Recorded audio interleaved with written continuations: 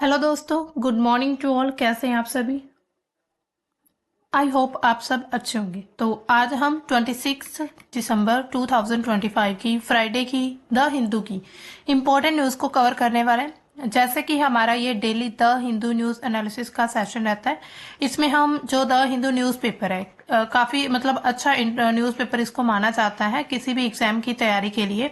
हालांकि वो इंग्लिश में अवेलेबल रहता है, लेकिन उसको हम हिंदी में यहाँ पर ट्रांसलेट करके उसकी जितनी इम्पोर्टेंट न्यूज़ होती है उनको हम कवर करते हैं। यानी कि पूरा न्यूज़पेपर तो इतने काम का नहीं रहता, उसमें बहुत सारी ऐसी न्यूज़ भी आती है जो एग्जाम में नहीं पूछी जाती। तो इसी तरह एग्जाम के पॉइंट ऑफ व्यू से अगर हम देखें तो हमारे पास 5 से 6 मेजर सब्जेक्ट होते हैं, कोर सब्जेक्ट जिनको हम मान सकते हैं। Polity IR, history art and culture, economy, science and tech, environment, इसके साथ ही जियोग्राफी भी हमारा एक मेजर सब्जेक्ट है। इन सब्जेक्ट से रिलेटेड जितनी भी न्यूज आती हैं द हिंदू न्यूज़पेपर में उनको हम अच्छे से कवर करते हैं बहुत सारी डिटेल के साथ। तो आज का हमारा ये सेशन शुरू करते हैं, लेकिन इससे पहले हमने कल आपको दिया था क्वेश्चन ऑफ द डे, क्योंकि आपको सेशन के लास्ट में एक क्वेश्चन दिया जाता है जिसका आंसर आपने खुद से ढूंढना होता है, और फिर अगर आप चाहें तो कमेंट सेक्शन में बता सकते हैं, नहीं तो नेक्स्ट जो सेशन रहता है उसमें भी आप अपने आंसर को चेक कर सकते हैं। तो हमारा कल का क्वेश्चन क्या था? Between which to planets in our solar system is an asteroid belt located. यानी कि जो क्षुद्रो ग्रह की एक बेल्ट जो पट्टी है वो कौन से टू ग्रहों के बीच लोकेटेड है, यानी कि स्थित है। इसका ए ऑप्शन सही हो जाएगा, मार्स एंड जुपिटर, यानी कि ए ऑप्शन इसका बिल्कुल सही है। अब चलते हैं हमारी आज की न्यूज की तरफ। सबसे पहले हमारी न्यूज क्या आ रही है? गवर्नमेंट की तरफ से एक बयान आया है, यानी कि सरकार के द्वारा एक तरह से जानकारी सामने रखी गई है। संसद में उन्होंने क्या बताया कि national intelligence grid NIG linked to NPR with details of 119 crore residents government. तो संसद में सरकार ने क्या बताया कि राष्ट्रीय खुफिया ग्रिड यानी कि नेट ग्रिड की बात करें तो उसको राष्ट्रीय जनसंख्या रजिस्टर के साथ लिंक कर दिया गया है, जिसमें करीब 119 करोड़ जो यहाँ के नागरिक हैं, भारत के निवासी हैं, उनका डेटा इसमें जो है ऑटोमेटिकली इसमें ट्रांसफर हो जाएगा। अब ये जो नेट ग्रिड प्लेटफॉर्म के जरिए सुरक्षा जांच एजेंसियों को उपलब्ध करवाया जाएगा, यानी कि जो भी सुरक्षा जांच एजेंसी है उनको हमारा जो नागरिक है 119 करोड़ उनका डेटा जो है वो मिल जाएगा। अब देखिए एनपीआर क्या है? राष्ट्रीय जनसंख्या रजिस्टर। तो एनपीआर भारत में रहने वाले जितने भी यूजुअल रेजिडेंट्स हैं उनका पूरा एक डेटाबेस है, यानी कि पूरा उनका जो डेटा है यहाँ पर अवेलेबल रहता है। इसमें नागरिक और गैर नागरिक यानी कि जो भारत के सिटीजन है और जो सिटीजन नहीं है भारत के, उनका भी डेटा इसमें शामिल किया गया। इसमें कौन कौन सी जानकारी रहती है? जैसे कि व्यक्ति का नाम, उसकी उम्र कितनी है, एज उसकी, फिर उसके बाद उसका एड्रेस क्या है यानी कहाँ का रहने वाला है, लिंग क्या है यानी कि अगर हम बात करें मेल फीमेल या फिर क्या है, परिवार से जुड़ी जानकारी, और इसके अलावा डेट ऑफ बर्थ। ये पूरी जानकारी जितनी है ये पूरी सिटीजन की जानकारी एनपीआर रजिस्टर में अवेलेबल रहती है। इसके अलावा एनपीआर अगर हम देखें तो एनपीआर जो रजिस्टर होता है वो सभी निवासियों के लिए रहता है, यानी कि जितने भी भारत के निवासी हैं या पर्टिकुलर एरिया के हम देखें। इसके अलावा एनआरसी क्या होता है? सिर्फ भारत के जो नागरिक होते हैं सिर्फ उनका ये रजिस्टर होता है। अब देखिए इसको जिसके साथ कनेक्ट किया गया है नेट ग्रिड के साथ, यानी कि eighty grid, national intelligence grid जो है उसके साथ। अब वो चीज क्या है? तो ये होम मिनिस्ट्री के तहत एक प्लेटफॉर्म है, यानी कि इसके जरिए जो लोगों को है सुरक्षा दी जाती है। इसे 2008 का जो आतंकी मुंबई का हमला हुआ था 26/11, उस हमले के बाद इसको लागू किया गया था, बनाया गया। इसका उद्देश्य क्या था? मेनली एनआईजी का जो जितने भी अगर हम देखें यहाँ पर जो आतंकवाद रहता है, कोई भी ऐसे ऑर्गेनाइजेशन जो अपराध करती है, इसके अलावा मनी लॉन्ड्रिंग, फर्जी पहचान यानी कि डुप्लीकेट जो वोटर्स डुप्लीकेट जितने भी यहाँ पर नागरिक हैं उनकी पहचान करना, गंभीर अपराधों की जांच को तेज करना, यानी कि अगर कोई संदिग्ध अपराध कर देता है ऐसा, तो उसकी जो जांच है उसको और ज्यादा तेज कर देना। तो इसी तरह ये पूरा जो नेशनल इंटेलिजेंस ग्रिड है इस पूरी प्रक्रिया को जांच करता है। इसके अलावा किन किन डेटाबेस से जुड़ा होता है, यानी कि नेट ग्रिड की अगर हम बात करें तो इसमें कौन कौन सा डेटा अवेलेबल, यानी कि कौन कौन सी डेटाबेस मिलता है इसमें। बैंकिंग और जो वित्तीय रिकॉर्ड रहता है, यानी किसी का जो फाइनेंशियली रिकॉर्ड कैसा है उसको भी इसमें ऐड किया जाता है। टेलीकॉम डेटा क्या है उसका, पासपोर्ट, इमिग्रेशन, इसके अलावा आधार कार्ड या फिर जो भी पहचान पत्र है उससे जुड़ी जानकारी। अब जो एनपीआर का डेटा भी इसमें शामिल कर दिया गया, यानी कि पहले सिर्फ इतने ही डाटा इसमें शामिल थे, अब एनपीआर भी इसमें ऐड कर दिया गया। अब देखिए इनको जोड़ने का मतलब क्या है, इससे क्या होगा कि जो जांच एजेंसियां रहती है इंटेलिजेंस ग्रेड की, वो यानी कि 119 करोड़ जो लोग हैं उनकी जो जनसंख्या डाटा होता है उसको किसी और डेटा के बेस के साथ क्रॉस चेक कर सकती है। यानी कि मान लीजिए कि आधार में किसी व्यक्ति के बारे में उसको पता चला कि ये एक ए प्रकार का, मतलब लीजिए ए एक व्यक्ति है, उसकी पूरी जानकारी जो है उसको एनपीआर के साथ मैच करके देखेंगी, क्रॉस चेक कर लेंगे कि ये सेम वही व्यक्ति है। अगर ऐसा ना हो कि ए का नाम तो सारा कुछ यही है लेकिन बाकी डिटेल इसकी गलत हो यहाँ पर, इट मीन्स कि ये जो व्यक्ति ये फर्जी हो सकता है। इसी तरह जांच और खुफिया कार्रवाई जो वो लगातार तेज हो सकती है। इसके अलावा सरकार क्या कहती है कि डेटा के इस्तेमाल से कानूनी प्रक्रिया और अनुमति के बाद ही की जाए, यानी कि ये जो पूरा डेटा दिया जा रहा है इसको सिर्फ तब ही यूज किया जा सकता है जब इनको यानी कि कानूनी तौर पर अनुमति मिल जाएगी।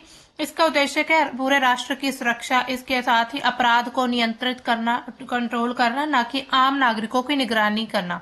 ठीक है, कोई भी ऐसा व्यक्ति, मतलब कोई ये ना समझे कि आम लोगों की निगरानी की जा रही है, तो ये सरकार का पक्ष है कि सुरक्षा को मजबूत करना। इसके अलावा अब प्राइवेसी को लेकर भी यहाँ पर चिंताएं जो है उठ रही हैं कि अब जो राइट टू प्राइवेसी है उसका हनन हो रहा है, क्योंकि अब किसी व्यक्ति की पूरी जानकारी जो है वो किसी ऐसी एजेंसी को दे दी जाएगी, इट मीन्स कि उस व्यक्ति की जो प्राइवेसी वो नहीं रही है। तो इसी तरह इतना बड़ा जो डेटा है वो एक ही सिस्टम से जुड़ने के बाद निगरानी बढ़ने का खतरा बढ़ जाता है। डेटा दुरुपयोग की आशंका रहती है कि कहीं इसको, पूरे इस डेटा का जो है मिस यूज ना किया जाए, कहीं किसी व्यक्ति के डेटा को यूज करके कोई गलत काम ना किया जाए। इसके अलावा भारत में अभी भी डेटा सुरक्षा कानून को लेकर बहस चल रही है, यानी कि डेटा की सुरक्षा को लेकर जो कानून है उसको पूरी तरह से सही तरीके से जो कार्यान्वयन करना या उसमें कोई भी अपडेट करना, तो ये सब जो है अभी संसद में इन सभी पर बातचीत चल रही है। इसके अलावा अगर हम देखें तो ये जो कदम उठाया गया है ये पूरे राष्ट्र की सुरक्षा को लेकर, यानी कि राष्ट्रीय जो चिंताएं हैं उसको, और जो जांच क्षमता बढ़ाना, यानी कि लगातार जो जांच है उसको बढ़ावा देने के लिए ऐसे कदम उठाए जा रहे हैं। इनसे एजेंसियों को जानकारी मिल सकती है, लेकिन इस डेटा, इसके साथ ही जो पूरे डेटा की सुरक्षा, यानी कि और नागरिकों के जो अधिकार है उनकी चिंताएं भी इसके साथ जुड़ी हुई हैं। ठीक है, तो इसी तरह हम मान सकते हैं कि एक तरह से ये सुरक्षा के लिए तो है, लेकिन यहाँ पर जो है प्राइवेसी का भी एक सवाल उठ रहा है। तो ये सुरक्षा बनाम जो एक तरह से हमारी यानी कि निजता जो है, ये ऐसा केस बन जाता है, सुरक्षा और निजता में से किसको पहले चुनना पड़ेगा। ठीक है, तो इसमें अगर हम थोड़ा मतलब इसमें अगर हम थोड़ा देखें कि अगर आपके पास या किसी के पास ऐसी चिंता, ऐसी कोई सिचुएशन बन जाती है जिसमें आपने उस व्यक्ति की सिक्योरिटी या फिर प्राइवेसी दोनों में से किसी एक को प्रायोरिटी देनी है, तो आप क्या कर सकते हैं इसमें, या फिर कोई भी, अगर हम किसी भी एजेंसी, किसी भी संगठन की बात करें, किसी गवर्नमेंट की बात करें, तो वो सुरक्षा को ही पहले यानी कि चुनेगी, लेकिन निजता यानी कि प्राइवेसी सिर्फ उसको उतनी ही जानकारी दी जाए, उसने सिर्फ उतनी ही जानकारी इकट्ठी करनी है उस व्यक्ति की जितनी उसको नीड है। ऐसा नहीं कि जिस जानकारी की उसको जरूरत नहीं है वो भी किसी व्यक्ति का डेटा इकट्ठा की जाए, तो ऐसे में क्या होता है कि बहुत सारी चिंताएं भी बढ़ जाती हैं। तो इसी तरह ये जो पूरी यानी कि हमारी न्यूज आ रही, इसके अलावा यहाँ पर उन्होंने सेंसस की भी बात की है 2027 में जो अभी जनगणना होने वाली, तो उसमें भी कहा जा रहा है ये काफी हेल्पफुल रहेगा। इसमें जो फर्जी व्यक्ति रहेंगे, जो एक तरह से भारत के नागरिक नहीं है, उनको यहाँ से हटा दिया जाएगा। अब चलते हैं हमारी नेक्स्ट न्यूज की तरफ। अब देखिए नेक्स्ट न्यूज क्या आ रही है, Indian army relaxes social media policy allows passive participation. अब देखिए जैसे कि पहले इंडियन आर्मी के लिए क्या क्या यानी कि यहाँ पर पहले जो भारतीय सेना थी उसके लिए क्या क्या प्रावधान किए गए थे सोशल मीडिया के लिए।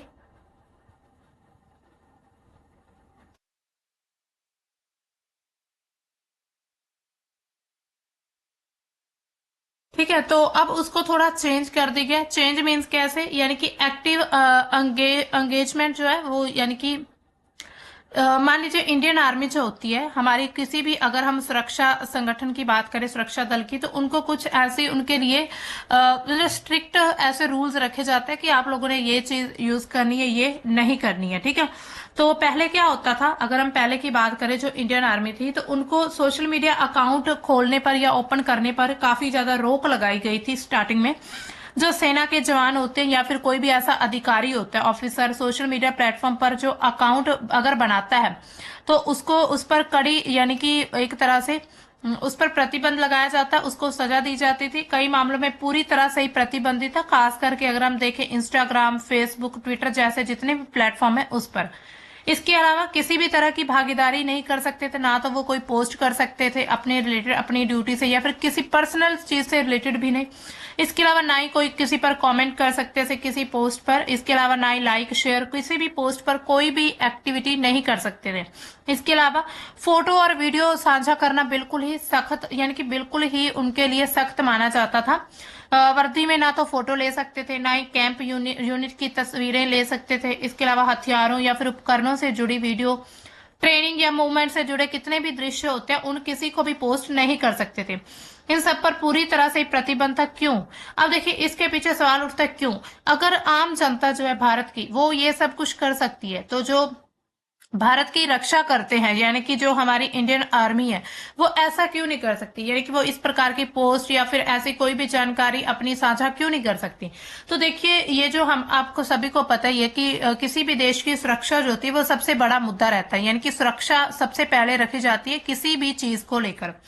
तो इसमें क्या होता था, मान लीजिए अगर किसी ने फोटो मान लीजिए पोस्ट कर दी, वीडियो पोस्ट कर दी, या फिर किसी ने कोई अपने मान लीजिए कैंप की कोई भी वीडियो बनाकर डाल दी इसमें, जैसे आजकल व्लॉग वगैरह चलते हैं उसमें, तो उसमें क्या हो सकता है कि लोकेशन ट्रैक हो सकती है कि हमारे जो दुश्मन है, यानी कि भारत के अगर हम दुश्मनों की बात करें तो उनके द्वारा जो है इसकी लोकेशन ट्रैक की जा सकती थी। इसके अलावा यूनिट जो थी उसकी पहचान उजागर हो सकती थी कि ये कौन सी यूनिट के कौन से व्यक्ति, यानी कि कौन सी यूनिट की ये आर्मी है। इसके अलावा जो दुश्मन थे उनको एक प्रकार से खुफिया जानकारी मिल सकती थी, क्योंकि हमें पता ही है कि आजकल जो वर्ल्ड है वो इतनी ज्यादा, यानी कि तरक्की कर चुका है कि किसी एक पोस्ट से उस व्यक्ति की, किसी एक फोटो से उस व्यक्ति की पूरी जानकारी निकाली जा सकती है। तो इसी तरह सब कुछ, ये सब कुछ जो इंडियन आर्मी थी उस पर प्रतिबंधित था। इसके अलावा अगर हम व्हाट्सएप या फिर मैसेजिंग ऐप की बात करें, तो सिर्फ लिमिट टाइम में जो है वो व्हाट्सएप जो लिमिटेड यूज कर सकते, उसमें भी इतना ज्यादा कुछ स्टेटस वगैरह या कुछ और साझा नहीं कर सकते थे। ग्रुप में सेना से जुड़ी कोई भी जानकारी साझा नहीं की जा सकती थी, जो आजकल वैसे ग्रुप बने रहते हैं पब्लिक। उसके अलावा अनजान नंबर या फिर जितने भी विदेशी संपर्क हैं उससे बातचीत, मतलब उस पर रोक लगी हुई थी, कोई बातचीत नहीं कर सकते थे। लिंक, ऐप या फिर फाइल डाउनलोड करने पर उन्हें चेतावनी थी कि अगर आपके फोन में या फिर आपके किसी ग्रुप में कोई ऐसी फाइल आती है, आप उसको डाउनलोड नहीं करेंगे। तो इसी तरह बहुत सारे प्रतिबंध लगाए गए थे इंडियन आर्मी पर। इसके अलावा परिवार से भी, सेना से जुड़ी जितनी भी बातें हैं उसको भी साझा नहीं किया जा सकता था। अगर मान लीजिए कोई भी इंडियन आर्मी या फिर कोई भी ऐसा आर्मी मैन या कोई भी व्यक्ति इसकी उल्लंघन करता है तो उस पर काफी ज्यादा कार्रवाई होती थी। कोर्ट मार्शल तक चेतावनी कर दी जाती थी, यानी कि कोर्ट मार्शल, यानी कि जो एक इनका अलग से, जिस जहां पर आर्मी के सारे केसेस जाते हैं वहां पर एक कोर्ट मार्शल होता है, उसके तक ये पूरा केस पहुंच जाता था। प्रमोशन पोस्टिंग पर भी असर पड़ता था। इसके अलावा बहुत सारे, मतलब इतने सारे जो नियम है ये सख्त बनाए गए थे ताकि जो हमारे भारत के जवान है उनकी लोकेशन को ट्रैक ना किया जाए, ऑपरेशनल जो सुरक्षा है उसको कोई भी खतरा ना हो। तो अब इसमें जो बदलाव किए गए, ये बदलाव क्या है, अब क्या है कि सैनिक और जो अधिकारी है वो इंस्टाग्राम जैसे जितने भी प्लेटफॉर्म्स है उस पर क्या है अकाउंट बना सकते हैं। तो ये इनके द्वारा अभी यानी कि कह दिया गया है इंडियन आर्मी को लेकर। इसके अलावा पोस्ट, रील, स्टोरी आदि को देख सकते हैं और मॉनिटर कर सकते हैं, यानी कि देखने पर। हालांकि अभी भी ऐसी कोई पोस्ट डालने पर उनको अनुमति नहीं दी गई, सिर्फ देखने की ही अनुमति मिली है। और जितने भी प्लेटफॉर्म जिसमें ट्विटर, यूट्यूब, क्योरा आदि, उनको भी सिर्फ देख सकते हैं। इसके अलावा कुछ मैसेजिंग ऐप जिसमें व्हाट्सएप, टेलीग्राम, स्काइपी, यहाँ पर स्काइपी जो सिग्नल, ये सब है, सिर्फ इनको क्या कर सकते हैं, यानी कि सामान्य जानकारी को अपने परिचितों के साथ साझा कर सकते हैं, यानी कि जिसको वो जानते हैं उसी के साथ, बशर्ते यह सुरक्षा नियमों का उल्लंघन ना करे। कोई भी ऐसी इंडिया से जुड़ी जानकारी या फिर इंडिया की सुरक्षा, किसी भी एरिया की सुरक्षा की जानकारी साझा नहीं की जा सकती, ना ही अपने सगे संबंधियों से ऐसी जानकारी वो दे सकते हैं। इसके अलावा अभी तक और क्या क्या, अभी फिर भी इस पर कुछ रिस्ट्रिक्शंस लगाए गए, वो क्या क्या है, इसमें कोई भी कमेंट नहीं कर सकते, किसी पर कोई टिप्पणी नहीं कर सकते, कोई संदेश नहीं भेज सकते। इसके अलावा क्रियात्मक भागीदारी नहीं रहनी चाहिए, यानी कि एक्टिविटी उनकी हर टाइम नहीं रह सकती। इसके अलावा किसी भी प्लेटफॉर्म पर सुरक्षा से जुड़ी कोई भी जानकारी, सेना से संबंधित जितनी भी जानकारी, वो भी साझा अभी नहीं कर सकते हैं। इसके अलावा फोटोग्राफ, वीडियो जो कि पहचान, स्थान, यूनिट या फिर ऑपरेशनल जानकारी देते हैं, उसको भी साझा नहीं किया जा सकता।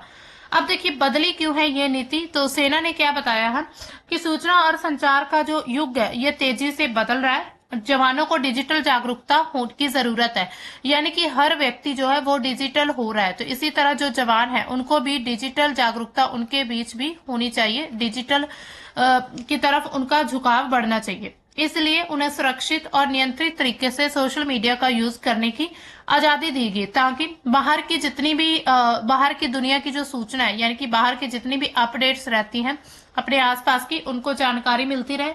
सोशल मीडिया के खतरे जिसमें फेक खबरें, साइबर धोखाधड़ी, उसको समझ सके कि कौन सी जो न्यूज है वो फेक है। ऐसे ही नहीं, अगर किसी ने कोई न्यूज भेज दी तो उनको ये लगे कि ये सच न्यूज है। इसके अलावा परिवार और मित्रों से जुड़ सके, जबकि राष्ट्रीय सुरक्षा और गोपनीयता यानी कि प्राइवेसी फिर भी बनी रहेगी इसमें। ऐसा नहीं है कि अब उनको अनुमति दे दी तो अब वो कुछ भी करेंगे, कुछ भी साझा करें, ऐसा बिल्कुल भी नहीं है। तो इसी तरह इसमें जो पैसिव पार्टिसिपेशन का मतलब क्या है, अगर हम देखें यहाँ पर पैसिव पार्टिसिपेशन उन्हें दी गई है, मतलब कि सामग्री का उपभोग कर सकते हैं, लेकिन उसमें एक्टिव यानी कि एक्टिव रहकर योगदान नहीं दे सकते, सक्रिय रूप से योगदान नहीं दे सकते। जैसे कि पोस्ट को देख सकते हैं, लेकिन सूचनाओं को मॉनिटर कर सकते, सीख सकते हैं, लेकिन इस पर लाइक, कमेंट, शेयर या फिर पोस्ट नहीं कर सकते आप, ठीक है, सिर्फ देखने तक ही इसमें शामिल है। तो ये थी हमारी नेक्स्ट न्यूज। अब चलते हैं हमारी नेक्स्ट न्यूज की तरफ। अब हमारी अगली न्यूज क्या आ रही है, India will soon become a self reliant in semiconductors. तो यूनियन मिनिस्टर, होम मिनिस्टर जो है अमित शाह, उनके द्वारा ये काफी ज्यादा कॉन्फिडेंटली कहा गया है कि भारत जो है वो सेमीकंडक्टर के क्षेत्र में आत्मनिर्भर होने वाला है, यानी कि हो जाएगा जल्द ही। इससे क्या होगा, देश की जो वास्तविक कोशिश और प्रगति का एक ये प्रतिबिंब दिखाया जा रहा है कि किस तरह जो भारत है वो अपनी तरक्की की राह पर चल रहा है। अब देखिए सबसे पहले सेमीकंडक्टर क्या होते हैं। तो सेमीकंडक्टर क्या है, एक तरह से ये पदार्थ होते हैं जिसका बिजली प्रवाह करने की क्षमता होती है, ठीक है। एक तो जैसे ना तो पूरी तरह से चालक होते हैं, ना ही पूरी तरह से कुचालक होते हैं, यानी कि कंडक्टर्स और इंसुलेटर जैसी दो चीजें आपने सुनी होगी, जिनके एक वो होता है जिनसे बिजली जो है वो क्रॉस कर सकती है, आर पार हो सकती है, एक वो होते हैं जिनसे बिजली मतलब कि प्रवाह नहीं कर सकती, यानी कि ये बीच का पदार्थ होता है सेमीकंडक्टर, हाफ कंडक्टर और हाफ इंसुलेटर होता है, ठीक है।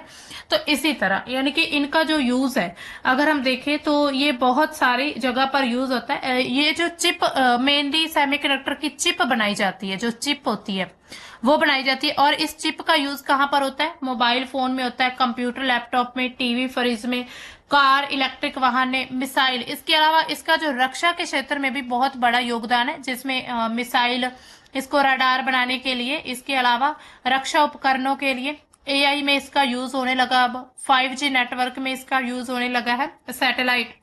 इसके अलावा स्पेस टेक्नोलॉजी में भी इसका यूज किया जाता है सेमीकंडक्टर का। अब देखिए जरूरी क्यों, क्योंकि ये पूरे डेटे को प्रोसेस करता है, यानी कि डेटा जो होता है एक तरह से इलेक्ट्रिसिटी की जो फॉर्म में डेटा होता है उसको प्रोसेस करता है, एक जगह से दूसरी जगह से डेटा भेजता है, मशीनों को सोचने निर्णय लेने की जो क्षमता है वो मिलती है इससे। बिना सेमीकंडक्टर के डिजिटल दुनिया संभव नहीं है। यानी कि आज हम डिजिटल युग की बात करते हैं, तो अगर सोच लीजिए कि सेमीकंडक्टर ही ना हो तो उससे दुनिया भी संभव नहीं है। यानी कि कोई यहाँ पर मोबाइल फोन नहीं चल पाएंगे, जितनी भी मशीन्स है, जितने भी जो डिवाइसेस है, इलेक्ट्रिक डिवाइसेस, वो कोई भी यहाँ पर वर्क नहीं कर पाएगा सेमीकंडक्टर के बिना। तो इसी तरह अगर हम इसमें देखें कौन कौन से होते हैं, मेनली सबसे ज्यादा जो होता है सिलिकॉन इसमें शामिल होता है। सिलिकॉन जो है सेमीकंडक्टर ही है एक, तो सिलिकॉन की चिप बनती है, तो ये काफी ज्यादा इंपॉर्टेंट है, मतलब काफी ज्यादा फेमस होता है। इसके अलावा जर्मेनियम, गैलियम, जो आर्सेनाइड है, ये सब सेमीकंडक्टर है। अब देखिए इसमें आत्मनिर्भर भारत की स्थिति क्या बनी हुई है सेमीकंडक्टर के क्षेत्र में। तो भारत सरकार ने इंडिया सेमीकंडक्टर मिशन जो है ISM एक मिशन चलाया था, उसके तहत बड़े बड़े कार्यक्रम की शुरुआत की, ताकि जो सेमीकंडक्टर चिप होती है उसको डिजाइन से लेकर असेंबल करने तक, यानी कि उसको पूरा जोड़ने तक, उसकी जो मतलब कि असेंबली तक, इसके अलावा फिर उसको पैकेजिंग करना, इसका पूरा सिस्टम जो है वो पूरे अपने देश में भारत के यानी कि भारत में ही चलाया जा सके। पहले मेड इन इंडिया चिप्स का डिजाइन और उत्पादन भी शुरू हो चुका है, जो कि तकनीकी आत्मनिर्भरता की दिशा में एक बड़ा कदम है। इसके अलावा केंद्र सरकार ने सेमीकंडक्टर परियोजनाओं को भी मंजूरी दी है, यानी कि बहुत सारी ऐसे प्रोजेक्ट्स चलाए गए हैं सेमीकंडक्टर को लेकर, जिसके जरिए फिर नई नई फैक्ट्री ओपन की जा रही। उसके अलावा हम जो है एक्सपोर्ट यानी कि आयात इंपोर्ट के साथ साथ हम एक्सपोर्ट करने की राह पर भी कदम उठा रहे हैं।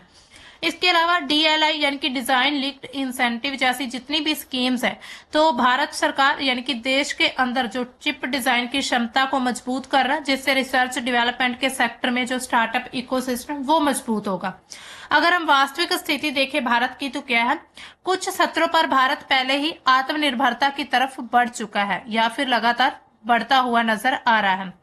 जैसे कि चिप को डिजाइन करना, उसकी टेस्टिंग करना, या फिर उसकी पैकेजिंग करना, या फिर मैन्युफैक्चरिंग जो सेक्टर होता है उसमें। लेकिन पूरी तरह से उच्च स्तरीय जो सेमीकंडक्टर उत्पादन है अभी भी विकसित हो रहा है। पूरी तरह से हम सेमीकंडक्टर पर हम अपने भारत में ही उसको डेवलप नहीं कर पाए अभी तक, यानी कि हमें फिर भी कहीं ना कहीं कुछ हिस्सा हमें जो है वो इम्पोर्ट करना पड़ता है। इसके अलावा भारत ने बुनियादी चिप उत्पादन डिजाइन शुरू कर दिया, तो ये कदम जो है आत्मनिर्भरता की दिशा में तेजी से बढ़ रहा है। कुछ क्षेत्र में यह लक्ष्य पहले प्राप्त हो चुका है, फिर भी पूरी तरह से जो इंडिपेंडेंस यानी कि आत्मनिर्भर बनाना अभी भी बाकी है, और आने वाले समय में और ज्यादा यानी कि इसमें जो है हमें वर्क करने की जरूरत है, और ज्यादा कदम उठाने होंगे भारत सरकार को। तो इसी तरह ये हमारी जो यानी कि न्यूज है ये सेमीकंडक्टर की तरफ जो यानी कि भारत जो है वो सेल्फ रिलायंट बन जाएगा जल्दी ही सेमीकंडक्टर के क्षेत्र में। अब चलते हैं हमारी नेक्स्ट न्यूज। ये हमारा एडिटोरियल है, ये काफी ज्यादा इंपॉर्टेंट सेक्शन रहता है हमारा एडिटोरियल का। तो इसमें हमारा एडिटोरियल क्या बताता है आज का, the urban future with cities as dynamic ecosystem, यानी कि शहरों को गतिशील पारिस्थितिकी तंत्र के रूप में प्रस्तुत करने वाला शहरी भविष्य आखिर क्या है।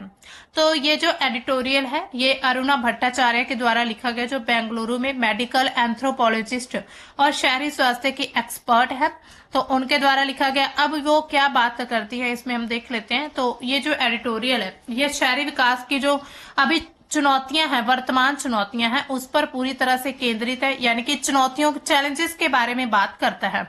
इसके अलावा अगर हम देखें तो यहाँ पर जो है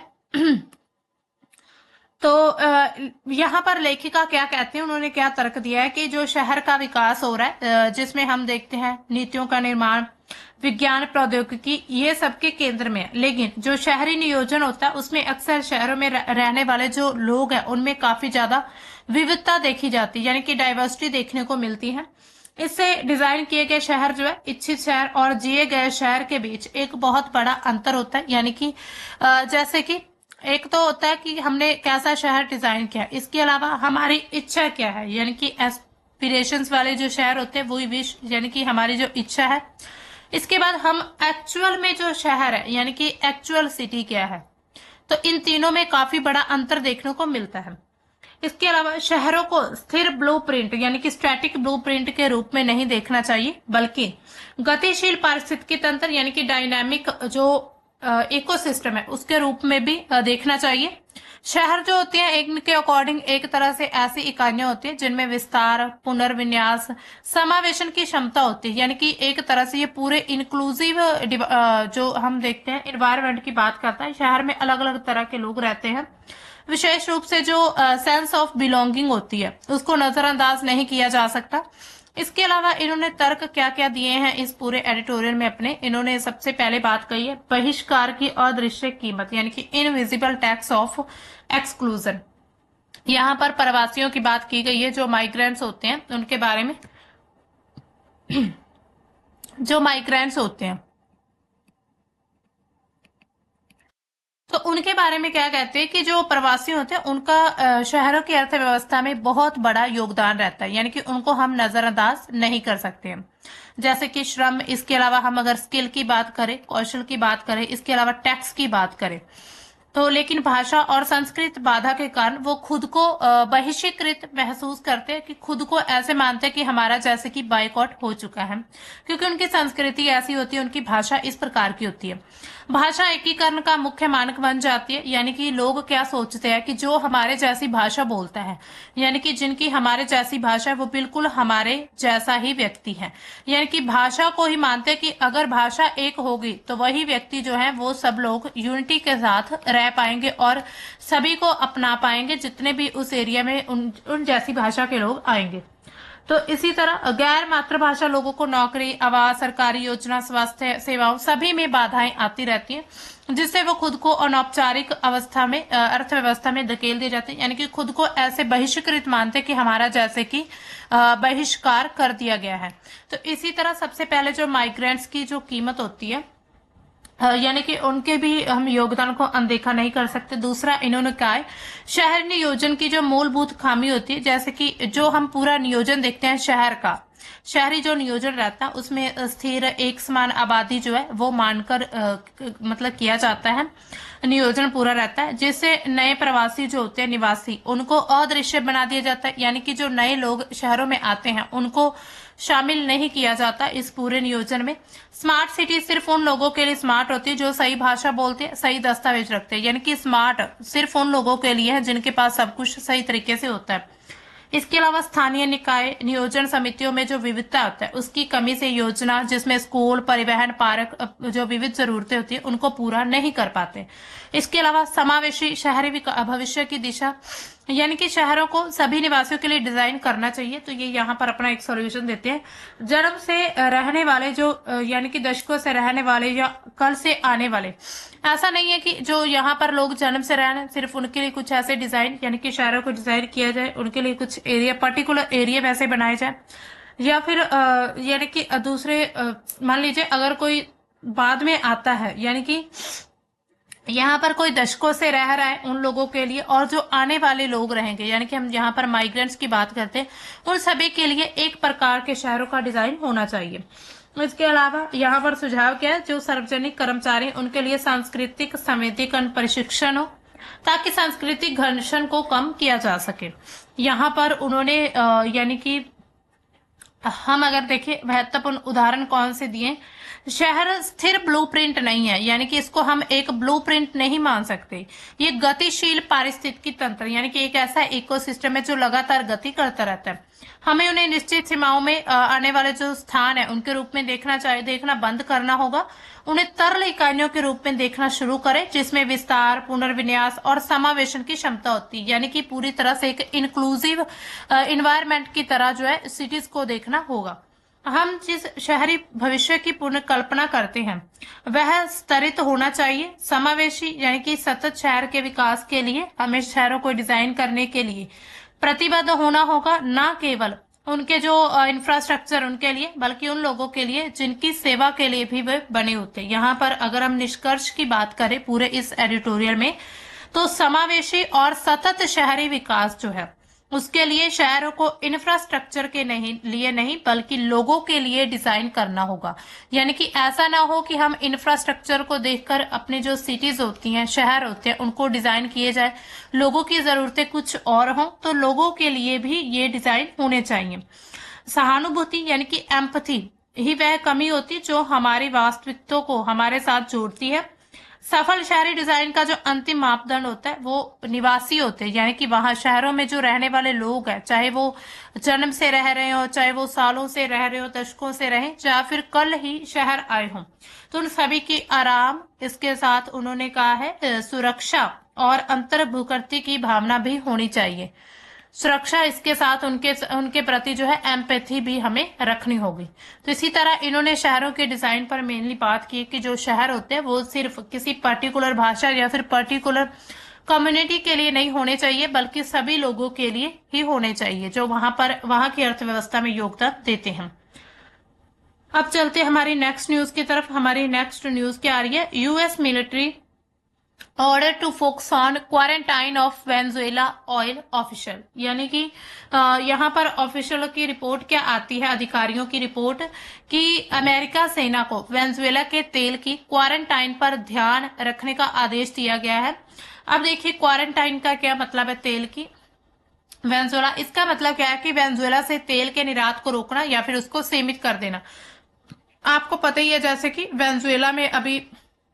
वेनेजुएला और यूएस के जो अभी क्राइसिस चल रहा है, यानी कि इनके बीच तनाव चल रहा है, छोटे छोटे हम स्ट्राइक्स की बात कर सकते हैं।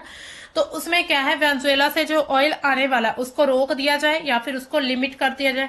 समुद्री रास्तों पर जो निगरानी है वो यूएस के द्वारा बढ़ा दी गई है। इसके अलावा दूसरे देशों को वेनेजुएला से तेल खरीदने पर डीमोटिवेट करना, यानी कि ये यूएस ये चाहता है, उसके जो अधिकारी उनकी रिपोर्ट आ रही है। अमेरिका ऐसा क्यों कर रहा है, इसके पीछे कारण क्या है? सबसे पहले तो जो वेनेजुएला की गवर्नमेंट है उसके साथ जो है टकराव हो चुके हैं अमेरिका के, यानी कि ट्रंप के। अमेरिका लंबे समय से वेनेजुएला के जो राष्ट्रपति निकोलस मादुरो हैं उनकी सरकार को अवैध मानते हैं और उनको तानाशाही के रूप में देखते हैं।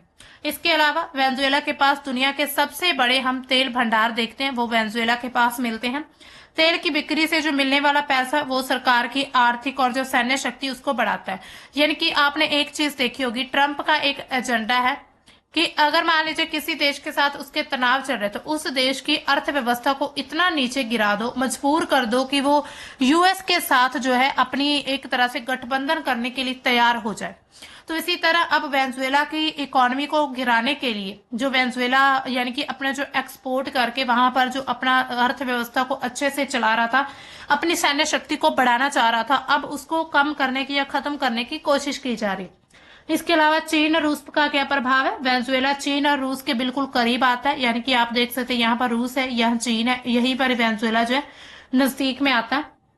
अमेरिका नहीं चाहता कि वेनेजुएला का तेल जो है वो इन देशों की मदद करे, यानी कि रशिया, चीन, इधर भारत या फिर और जितने भी मिडिल ईस्ट की जो कंट्रीज हैं उसमें। अब देखिए क्या ये पूरी तरह से सैन्य कार्यवाही है? तो देखिए ये सैन्य तैयारी और रणनीति का एक संकेत है, यानी कि एक सिग्नल दिया जा रहा है। जरूरत पड़ने पर जो नौसेना और जो सुरक्षा बल है उनकी भूमिका को और ज्यादा बढ़ाया जा सकता है। इस पे पूरे विश्व पर क्या असर हो सकता है?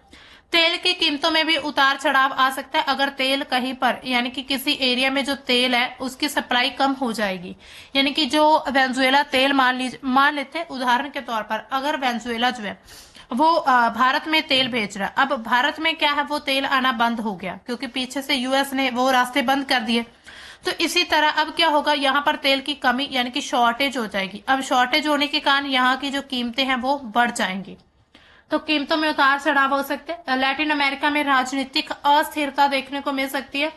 अमेरिका, चीन, रूस के बीच जो भू राजनीतिक तनाव है वो भी लगातार बढ़ सकता है। तो इसी तरह भारत में भी कच्चे तेल की कीमतें बढ़ने की उम्मीद यानी कि बढ़ने की संभावना है। भारत की जो ऊर्जा सुरक्षा उस पर भी असर पड़ेगा। ऊर्जा सुरक्षा पर, किसी भी देश की ऊर्जा सुरक्षा जो उस पर भी बेसिकली फर्क तो पड़ने वाला है। इसके अलावा पेट्रोल डीजल महंगे हो जाएंगे, इन्फ्लेशन बढ़ जाएगी। नए तनाव से जो वैकल्पिक स्रोत है जिसमें रूस होता है हमारा, रूस, इसके अलावा पश्चिम एशिया है, दक्षिण अफ्रीका जैसे जो कंट्री, उनकी तरफ झुकाव बढ़ जाएगा। इसके अलावा भारत की जो विदेश नीति है उस पर संतुलन की भी चुनौतियां बनी हुई हैं। भारत जो वो यूएस का रणनीतिक साझेदार यानी कि स्ट्रेटेजिक पार्टनर है, लेकिन भारत अपनी जो रणनीतिक स्वायत्ता यानी कि अभी भारत ने किसी भी देश की तरफ कोई भी बयान नहीं दिया। हालांकि भारत अपनी जो नीति है या अपनी जो अप्रोच है उसको बैलेंस्ड दिखाता है। इसके अलावा भारत रूस और बाकी देशों से जो रियायती तेल उस पर बातचीत को बढ़ा सकता है। रणनीतिक पेट्रोलियम भंडार का यूज कर सकता है, घरेलू उत्पादन और नवीकरणीय ऊर्जा पर भी जोर दिया जा रहा है। तो इसी तरह अगर हम देखें तो डायरेक्ट भारत पर कोई असर नहीं पड़ेगा, लेकिन फिर भी कहीं ना कहीं कीमतों पर असर पड़ सकता है। तो ये न्यूज आ रही थी। अब चलते हमारी नेक्स्ट एंड आज की हमारी लास्ट न्यूज क्या है। अब देखिए हमारी आज की लास्ट न्यूज क्या आ रही है। China flays Pentagon report alleging bid to weaken US India ties, यानी कि जो चाइना है उसने पेंटागन की रिपोर्ट की आलोचना कर दी, जिसमें क्या लिखा गया था कि भारत और अमेरिका के संबंधों को कमजोर करने का प्रयास कर रहा है चाइना। तो चीन ने अमेरिका का जो रक्षा मंत्रालय यानी कि पेंटागन, उसकी रिपोर्ट में ये चीज को अवैध बता दिया गया। पेंटागन की रिपोर्ट में क्या कहा गया था, सबसे पहले वो देखना होगा। इसमें दावा किया गया कि जो चीन है वो भारत और अमेरिका रक्षा और रणनीतिक साझेदार है, यानी कि चीन जो है भारत अमेरिका का रक्षा और स्ट्रेटेजिक पार्टनर जो है उससे चिंतित है। यानी कि इधर यूएस और इंडिया के अगर किसी भी प्रकार के रिलेशन अच्छे होते तो उससे चीन जो है वो चिंतित हो जाएगा। हालांकि ये बात सही है किसी हद तक, और वे कूटनीतिक, सूचना, रणनीतिक तरीकों से दोनों के रिश्तों में, यानी कि दोनों देशों के जो रिश्ते हैं उसमें दरार डालने की कोशिश कर रहा है। तो इसमें क्या कहा गया, क्वाड जो है भारत, अमेरिका, जापान, ऑस्ट्रेलिया जैसे मंचों के लिए जो चीन है वो एक चुनौती की तरह काम करता है, या फिर चीन के लिए भी ये क्वाड जैसे जो मंच है ये चुनौती बन सकते हैं। तो इस रिपोर्ट में ये दावा किया गया था। अब देखिए चीन की प्रतिक्रिया क्या है। चीन ने क्या कहा कि ये डिस इन्फॉर्मेशन है। इसके अलावा चीन खतरा सिद्धांत, यहाँ पर अमेरिका की राजनीतिक चाल इसको बता दिया गया है कि ये जो रिपोर्ट है पेंटागन की, तो इसमें जो जितनी भी बातें कही गई हैं वो सब बातें क्या है कि जो मतलब कि चीन को यानी कि एक तरह से अमेरिका की चाल है चीन और भारत के बीच ये दरार डालने की। तो अब चीन ने ऐसा कह दिया। चीन ने दूसरी बात क्या कही है कि किसी भी देश के द्विपक्षीय संबंधों में वो हस्तक्षेप नहीं करता। भारत अमेरिका के संबंध जो है वो दोनों देश का इंटरनल मामला है, यानी कि उनका जो आंतरिक मामला है ये पूरा, वो इसमें किसी भी तरह से इंटरफेरेंस नहीं करेगा। अमेरिका इस तरह की रिपोर्टों से एशिया प्रशांत क्षेत्र में तनाव लगातार बढ़ा रहा है। तो उन्होंने कहा कि पैसिफिक एशिया जो ओशन है उसमें तनाव बढ़ते जा रहे हैं अमेरिका के द्वारा ऐसी रिपोर्ट पेश करके। भारत ने इस पूरे विवाद में, अगर हम भारत की बात करें तो भारत ने कोई भी डायरेक्टली या ऑफिशियली कोई भी इस बात पर टिप्पणी अभी तक नहीं की है। इसके अलावा अगर हम देखें, भारत अपनी जो है रणनीतिक स्वायत्तता किसी भी रूप में नहीं खोना चाहता है। भारत अमेरिका संबंध जो है वो चीन विरोध के लिए नहीं है बल्कि आपसी हितों पर आधारित है। इसके अलावा भारत और चीन पर जो तनाव है वो line of actual control LAC, quad में जो भारत की एक्टिव भागीदारी जो है और रक्षा सहयोग, वो चीन को इन सभी चीजों के लिए चिंतित करता है कि भारत जो है इन सभी चीजों में मतलब अमेरिका के साथ जुड़ा हुआ है। तो इस विवाद का मतलब क्या है कि अमेरिका चीन के बीच रणनीतिक प्रतिस्पर्धा जो है, यानी कि एक तरह से हम देखें तो इनके बीच कंपटीशन लगातार तेज होता जा रहा है। भारत इस वैश्विक शक्ति संतुलन में महत्वपूर्ण भूमिका है, क्योंकि इधर यूएस के भी भारत के साथ अच्छे एक तरह से ठीक ठाक संबंध है। इधर चाइना भी भारत के साथ अपने व्यापार के क्षेत्र में अगर हम देखें तो जो इनके यानी कि इन दोनों देशों की जो धुरी है अभी भारत बना हुआ है। तो इसी तरह पेंटागन की रिपोर्ट को लेकर यानी कि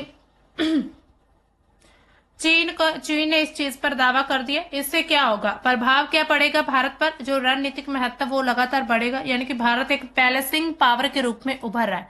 भारत कहीं ना कहीं पूरी तरह से भारत ने अभी भी अपना जो एक बैलेंस बनाकर रखा हुआ है। रक्षा सहयोग और मजबूत हो सकता है। भारत अमेरिका के बीच जो युद्ध अभ्यास होते हैं, जैसे कि मालाबार युद्ध अभ्यास होता है, रक्षा तकनीक जो ट्रांसफर हो सकती है, इंटेलिजेंस जो शेयर है वो शेयरिंग और ज्यादा बढ़ सकती है। इसके अलावा चीन के साथ संबंध कैसे, चीन भारत को अब सिर्फ पड़ोसी नहीं बल्कि एक स्ट्रेटेजिक चैलेंज के रूप में भी देखना शुरू कर दिया है।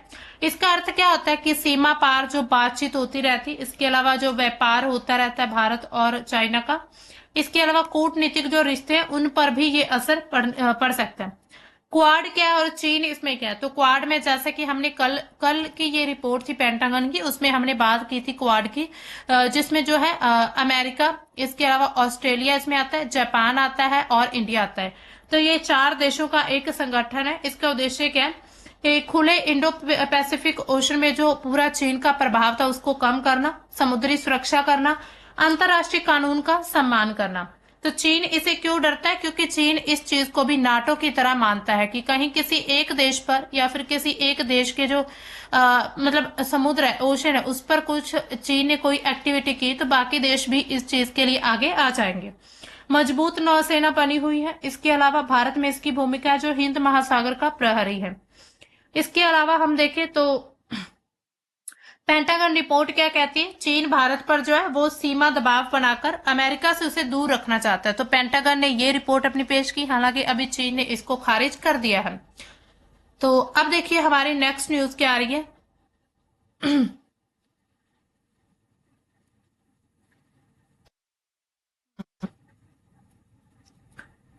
तो हमारी ये नेक्स्ट न्यूज है, union government hastens action on leasing out 11 more airports, यानी कि केंद्र सरकार ने जो 11 और हवाई अड्डे उनको पट्टे पर देने की प्रक्रिया में तेजी लाई है। यानी कि भारत की ये न्यूज आ रही है, इसमें क्या कहा गया है कि जो केंद्र सरकार है उसने 11 जो हवाई अड्डे उसको लीज पर देने की बात चल रही है। तो अब इसमें जो है the proposal to lease 11 airports including those at Amritsar, यानी कि इसमें कौन कौन से शामिल होंगे? Amritsar, Varanasi, Bhubaneswar, Raipur, Tiruchi has gathered significant momentum. यानी कि इसमें जो है इसको यानी कि उद्देश्य क्या होगा? निवेश, निजी निवेश और प्रबंधन के जरिए जो एयरपोर्ट का इंफ्रास्ट्रक्चर उसको बेहतर बनाना।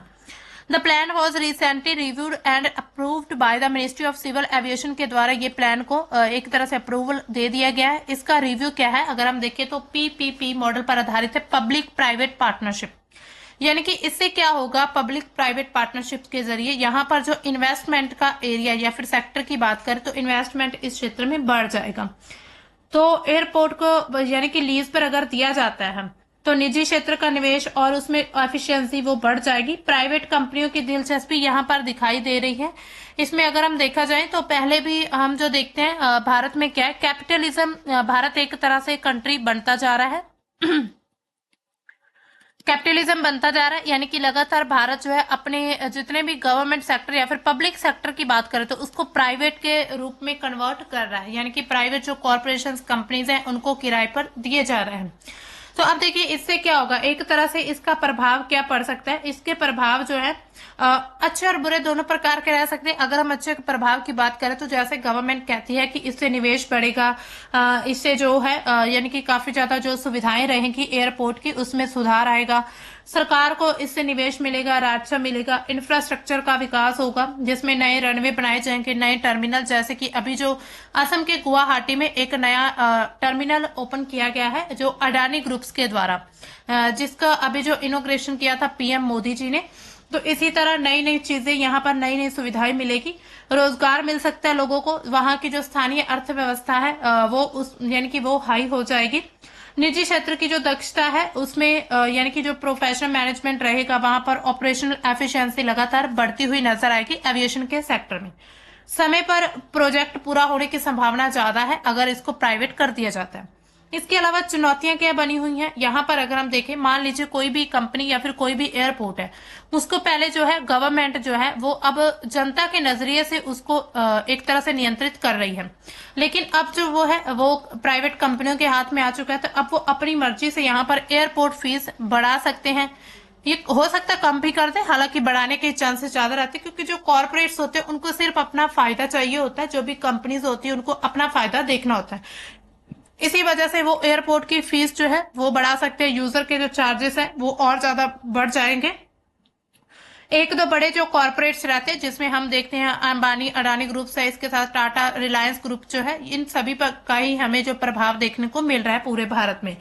तो जो नियामक निगरानी होती है वो मजबूत ना हुई तो यात्रियों पर भी बोझ जो है वो लगातार बढ़ जाएगा।